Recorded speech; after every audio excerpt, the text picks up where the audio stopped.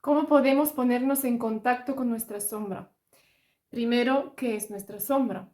Es otro nombre que recibe nuestro inconsciente. ¿Y en qué consiste? En esa parte de nuestra mente que contiene aquello que reprimimos, que rechazamos, que juzgamos, que condenamos, de lo que nos avergonzamos, etc. Entonces, no lo reconocemos como propio y lo proyectamos hacia los demás. ¿A qué me refiero? A cualidades, a características, a virtudes, acciones, incluso emociones, etc. Entonces, al yo rechazar esas cualidades, inevitablemente mi mente inconsciente las proyecta hacia afuera y entonces las veo en los demás. De ahí esa metáfora de la paja en el ojo ajeno y la viga en el nuestro. Teniendo en cuenta que solo podemos ver lo que se halla en nuestro interior, lo aceptemos o lo rechacemos, y teniendo en cuenta una de las leyes del inconsciente, que la expliqué en el vídeo anterior, que consiste en que nuestro inconsciente solo entiende de yo, en primera persona, no entiende de tú, no es dual, entonces podemos darnos cuenta de que aquello que nos molesta del otro, aquello que rechazamos, que repudiamos, es información que nos está hablando de nosotros. Entonces, dos preguntas que nos podemos hacer cuando vemos que algo nos saca de quicio y que nuestra reacción es un poco incluso desproporcionada cuando vemos a X persona haciendo tal o cual comportamiento, son las siguientes. La primera, ¿en qué, cómo, con quién y de qué forma yo me parezco a esa persona o esa actitud o esa conducta que está teniendo? Sé que cuesta mucho hacerlo. Sé que lo primero que nos nace es decir, no, yo soy todo lo contrario a esa persona o yo no tengo ese tipo de actitud y no tiene nada que ver conmigo. Pero ojo, nuestra reacción emocional va a ser nuestra brújula interna que nos va a decir si realmente estamos poniéndonos en contacto con nuestra propia sombra o no. Así que antes de rechazar a responder esa pregunta, de verdad que invito a una indagación muy profunda y muy honesta con nosotros mismos para ver realmente si esto me molesta tanto, en qué momentos, en qué situaciones yo hago lo mismo o parecido. La segunda pregunta es, ¿cuándo yo no me permito hacer eso, que tanto me molesta, tanto rechazo, tanto repudio y que hace el otro, pero por miedo a las consecuencias no me permito hacerlo?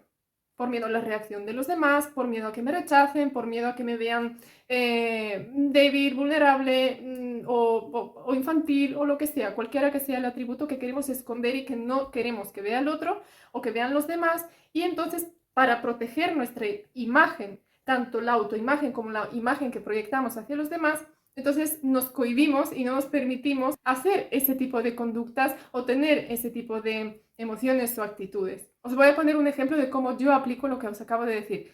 Y me voy a mojar un poco, porque eso es la sombra, es lo que nos cuesta expresar ante los demás y ante nosotros mismos por miedo a ser expuestos, lo que os decía, rechazados o ridiculizados, etc. Entonces, estos días he conocido no una, sino varias personas que tienen lo siguiente en común. Todas son muy quisquillosas, muy tiquismiquis, por así decirlo, perfeccionistas, exigentes y quieren que las cosas sean como ellos les gustaría que sean y encima se enrollan mucho hablando. Entonces, he visto cómo con cada una de ellas yo empezaba a irritarme. Entonces, después de proyectar todos esos juicios hacia ellos, hubo un momento en que dije, a ver, Desi, siéntate contigo misma y pregúntate qué te está reflejando esta situación.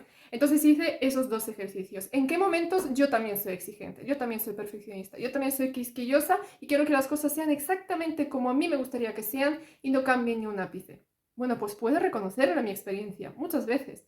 Y me entraba cabreo, y me entraba rabia, y me entraba... Lo que pasa es que luego lo observo y muchas veces me entra hasta risa porque es ese control excesivo que queremos proyectar sobre el mundo para que se acomode a nuestras supuestas necesidades. Vale, eso por un lado. Pero luego me hice la siguiente pregunta. ¿En qué momento me hubiese gustado o me gustaría expresar mis necesidades, tal como las he percibido en algún momento, pero por miedo a la reacción de los demás, me he callado y he hecho como que no me importa algo que en su momento sí que me ha importado? Pues también lo puedo reconocer. Ahí es cuando empezamos a usar el mundo como un gran espejo que constantemente nos está hablando de nosotros. Y la ley del espejo funciona, la conozcamos o no, la aceptemos o nos guste o no. Así que yo te invito a reflexionar sobre esto y aunque salpique nuestro ego y nos sintamos con mucha resistencia a mirarnos y a reconocer todas esas cualidades que vemos en los demás y que criticamos y rechazamos y no nos gustan, pero que en el fondo nos están hablando de nosotros, de algo que hacemos y algo que en otras circunstancias no nos permitimos hacer, ahí es cuando empezamos a hacer consciente ese inconsciente, empezamos a sacar a la luz esa sombra, entonces pierde poder. Entonces es cuando dejamos de proyectar estos juicios hacia los demás y los usamos como maestros que aparecen en nuestra vida y que nos ayudan a conocernos a nosotros mismos y a dejar de emitir juicios.